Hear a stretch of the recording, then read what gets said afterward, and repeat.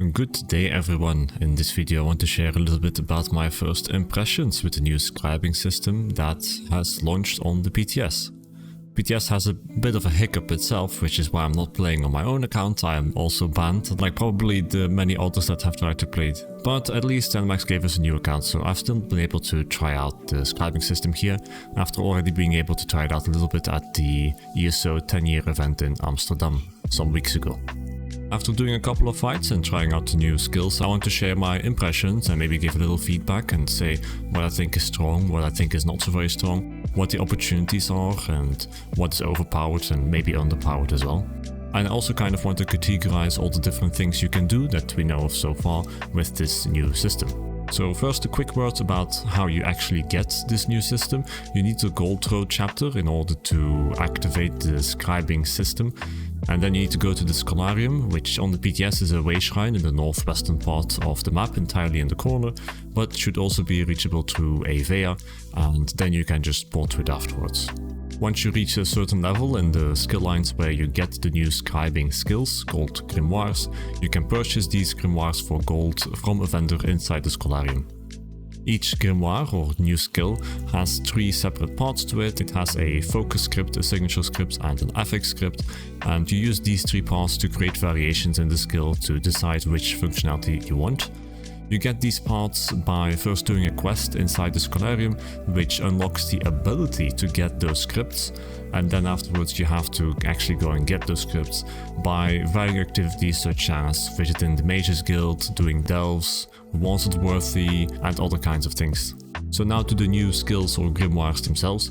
In total there's 11 of them, 5 of which are in the weapon skill lines, 2 in the soul magic skill line, 2 in the guild skill lines, and then 1 in the alliance war skill line. The first one on the list here is Elemental Explosion. This is the Destro grimoire, and this one is very similar to the Psijic AoE stun, where you have a cast time of 2 seconds, after which an explosion is cast in an AoE in a location nearby or far away. It's a ground ability that you need to cast wherever you want, and then in that location you can choose different effects that it will do.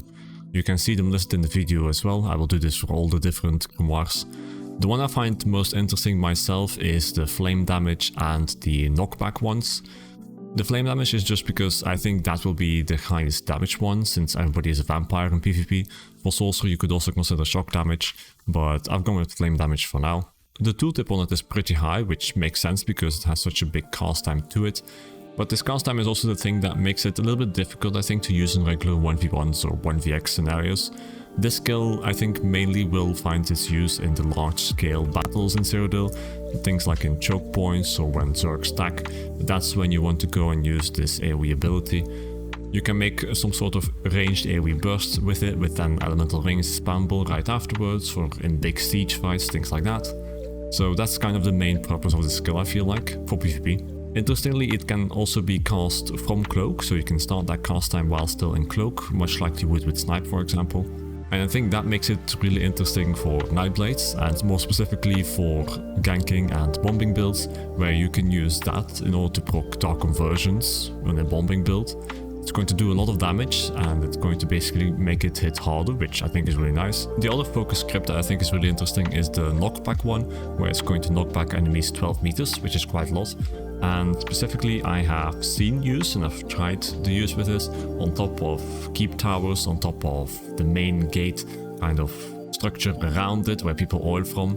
It is possible to knock people off keep walls and towers with this. If you are lucky, then you can also have people die from that, from just fall damage. Same counts for places like Alessia Bridge, where you can knock people into the water, or again with fall damage. So I think that will be a funny use of this skill as well, kind of a troll skill in that sense too.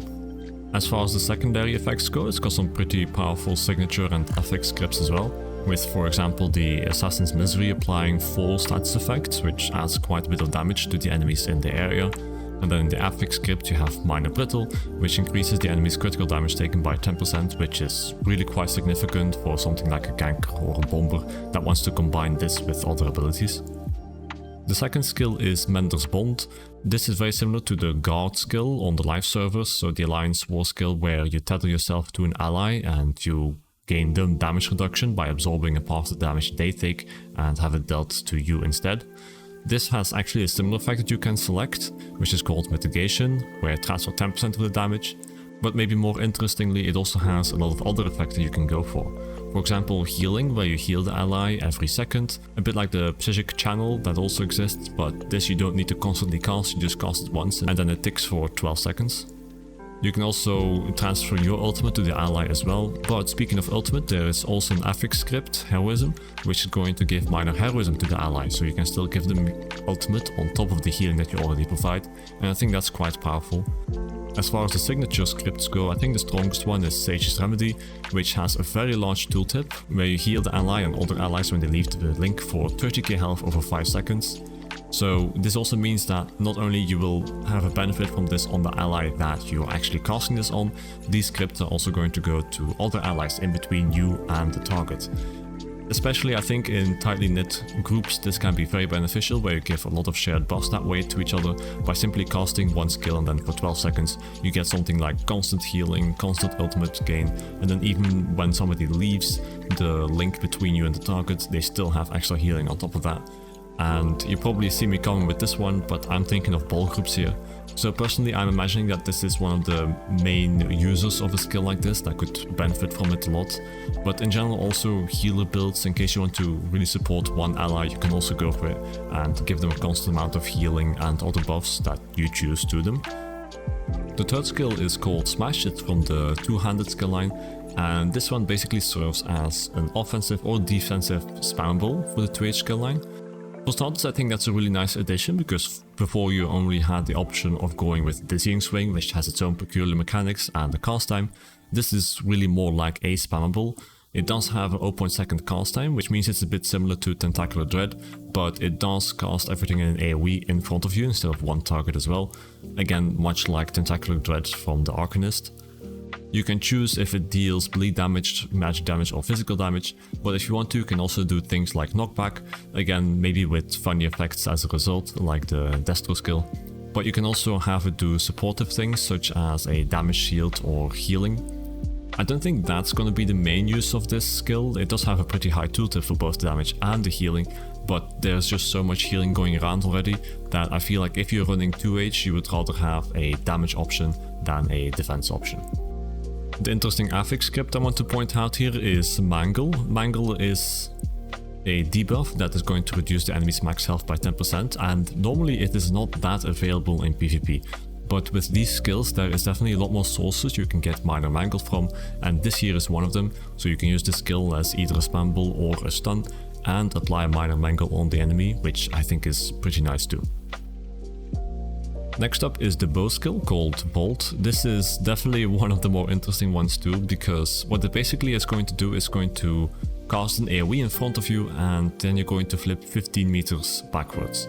At first I wasn't too impressed by this, but as it turns out you can actually spam this ability too, and when you do that you actually get the insane effect of having a backward streak that you can spam.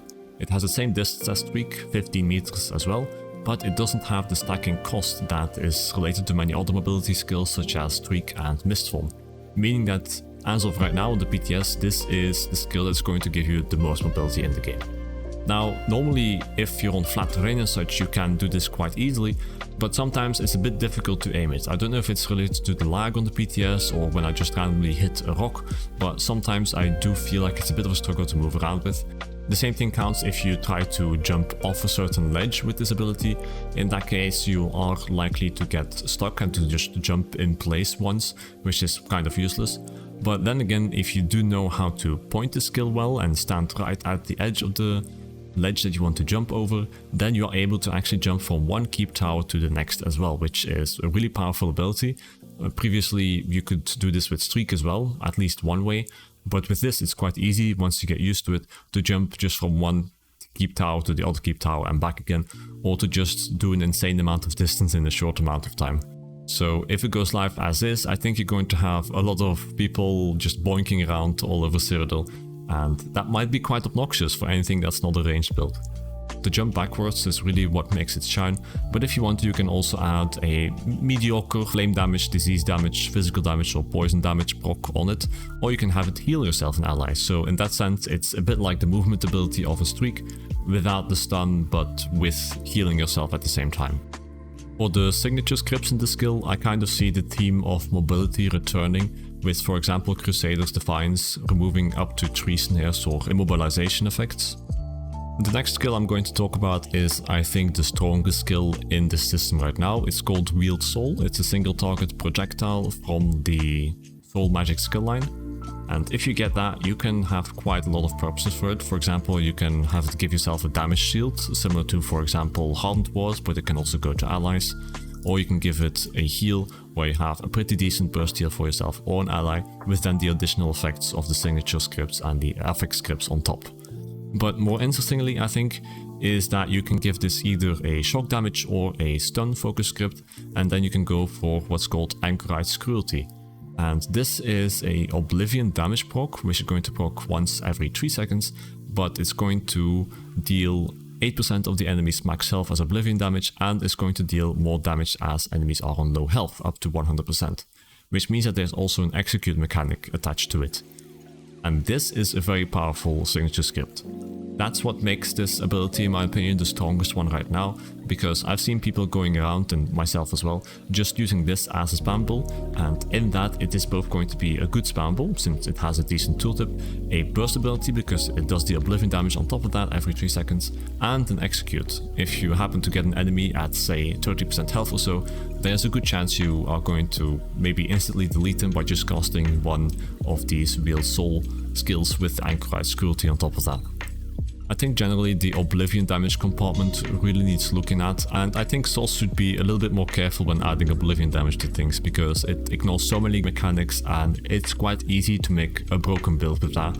The affix scripts of Wield Soul are definitely nothing to laugh at either, because normally I see minor buffs and debuffs being put into this, but for Wield Soul it is major buffs and debuff, with for example Major Breach. Other interesting ones are Major Brutality and Sorcery, Major Defile, Major Intellect and Major Endurance, which might allow you to run armor potions, Major Resolve and Major Vitality. All of these are really powerful, and when it comes to a Sorcerer PoV, this is a skill you definitely want to have for these buffs on top of the other effects that it has, because for example running something like Major Vitality is going to also buff your shield strength. Running something like Major Resolve allows you to not use Student or sacrifice a skill slot to Major Resolve. And that means you have just more room for other things to slot, which can give you more damage and even more resistances if you want. The next ability is also from the Soul Magic skill line, and it's actually quite similar than to the previous ability, which was a single target projectile, except now it does kind of the same things but in an AoE around you. So you can do the same things such as shock damage, physical damage, magic damage, healing or damage shield, but you're going to apply it to allies as well, in exchange for having a bit of a lower tooltip on that. Interestingly, this ability also has the option to pull, so when it comes to, for example, bomb blades or group fights, this is also an interesting effect to have, but it has to be noticed that that does have a 2-second delay to it before it pulls in enemies. The Fighter's Guild skill is called Torchbearer. This ability is very similar to the Templar's punching sweeps or jabs, in the sense that it is a channel or in a cone in front of you, in this case for 2 seconds, and it's going to deal 3 hits to all the enemies in front of you. You can choose if you want to have it deal damage, so bleed, flame or physical damage. You can also have it stun or knockback, you can have it heal your allies, or you can generate ultimate. The healing also counts to yourself, by the way. At first glance, I thought, especially with one of the signature scripts, Gladiator's Tenacity, reducing damage taken by 30% for 2.2 seconds, this was going to be quite a powerful thing to use, but as it turns out, the long channel and the kind of delay before things start happening make it really difficult to use for either damage or healing. For example, when I try to out-heal the damage that enemies deal to me, I'm having a rough time with this as a burst heal, but then some other heals over time on top, even though it also gives 30% damage reduction. When it comes to damage too, you cannot really quickly activate it like another spammable. It takes a little bit of time to charge up, and then over this 2 seconds, which is quite a long duration, it's going to do its damage, but it's not really enough to justify this very long channel time. I'm also having some troubles with animation cancelling it. I'm sure that's also due to the lag that's here on PTS, because there's more people on the PTS cycle now than there is usually. But either way, you cannot do anything while this channel is going, so you can't block heal, you cannot do a roll dodge cancelled heal, which makes this quite tough to use and not something I would want to go with in any kind of situation. The second guild skill is called Ulfsild's Contingency. This one is kind of a pre-buff skill where you cast this on yourself and then it will proc the next time you cast an ability with a cost. So that could be an ultimate or a magical or stamina costing ability. As for what it does, you can choose if it deals flame damage, frost damage, or magic damage, but you can also have it apply a damage shield or a heal to yourself. And then you have some utility like the immobilize and knockback effects, so this skill too is quite versatile in what you choose to do with it. As a defensive skill, it can be valuable as basically a second defensive skill on top of a heal over time or a first heal that you have, in order to just have other healing or a shield on top of that. Alternatively, you also have the damage options, and I think there what's really interesting is that you can pre-buff this and then go into cloak. And then this skill will last for 24 seconds onto you. So I'm thinking about Nightblades here again, and again of ganking and bombing, where you can use this skill to basically deal a whole bunch of flame damage after you have pre-buffed this, you went into cloak and then got close to your enemies or group of enemies that you want to either gank or bomb. One of the signature scripts definitely plays into this as well, which says that it's going to increase damage done with your next damage attack, used within 6 seconds by 2000. So if you have this skill proc with an assault header or something like that on top, I can imagine that this is quite useful for a bombing build as well. Then for the other two weapon skills that I didn't go over yet, we have Shield Throw and Traveling Knife, respectively for the Sword and Board skill line and the Dual Wield skill line. These two skills are quite similar in the sense that you throw something at an enemy that then returns to it, and you can give that different effects such as a stun or just damage dealt or healing. The shield throw skill is definitely one of the coolest concepts, especially with multi-target. It looks really cool. As for focus scripts, you can give it different types of damage, or you can also have it knock back enemies or pull them to you. I'm not seeing too much use of the focus scripts in specific. I don't think that's where the power of this skill is either.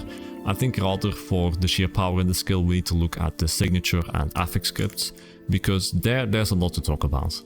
Firstly, there is the Wayfarer's Mastery signature script, which is going to give you extra damage on your bash attacks, and that I think makes it really nice for bash builds. For example, if you want to play a bash DK or a stamina arcanist, I can also rely on bash a lot, and this can help to add extra damage to those classes if you want, by combining this with, for example, Power Slam and the Wield Soul skill from the Soul Magic skill line, where you can have quite a bit of burst and a stun on top of that just from these three skills. And then the second thing that I definitely need to mention is the affix creeps, because most often in these things you see minor buffs, but for the Sword and Board skill for some reason it's mostly major buffs, especially major vitality, and having that as a buff together with a damage buff and then just the original damage that it deals with the focus script is really powerful, and I think might also be a number that needs adjusting before this goes live. The dual wield skill is called Traveling Knife. This time you throw a dagger at an enemy that then returns to you. You can choose whether it's going to deal damage or whether it's going to stun or pull the enemy towards you, or have it hit multiple enemies. I think the most interesting focus script here is the one that stuns enemies, because on classes where you want to use dual wield on the front bar, because it's the weapons that give the most damage, and where you have a good spammable, you might want to have maybe an extra stun on top of that. That's also good, and that gives some powerful buffs. And this ability definitely fulfills that role, because when you look at then the signature scripts afterwards, you also see something like Assassin's Misery, which is going to increase the chance to apply status effects on the enemies by 100% for 10 seconds. This is quite nice for dual wield specifically, because you have 2 enchants on it, but you also have a bit more trouble of getting a high status effect chance. You usually only spend 1 trait on charged on dual wield, and compared to Destruction Staff, which also has extra chance to proc status effects, dual wield can be lacking in the reliability of status effects, but this definitely makes up for that, to the point where I even wonder if it was a good idea. But in either case, now you can proc the status effects from your enchants and all other sources of damage a lot more reliably on the enemy with this skill. The last and maybe one of the most original skills is Trample. This one is in the Alliance War skill line, and what it's going to do is it's going to have a cast time with 1.5 seconds, and afterwards it's going to send out your mount in front of you. In any case, when it comes to its functionality, on its focus script you have the expected things. You can damage enemies with it, you can also do a knockback or a stun with it. For the signature scripts, you have a couple of unique scripts in this one that you don't see in the other ones. For example, Cavalier's Charge, which is going to increase the damage done with this ability as it travels outwards, increasing by 20% every 0.5 seconds. And remember, this ability has a duration of 2 seconds as the horse is running in front of you. There's also Hunter's Snare, which is going to leave a field of caltrops, which is going to deal a little bit of physical damage and reduce enemy movement speed. And then there's also Wayfarer's Mastery, which is going to add 30 seconds to the duration of your existing continuous attack passive ability effect, and this effect can occur every 1 minute. That's the first time I've seen something affecting that continuous attack passive with a skill like this.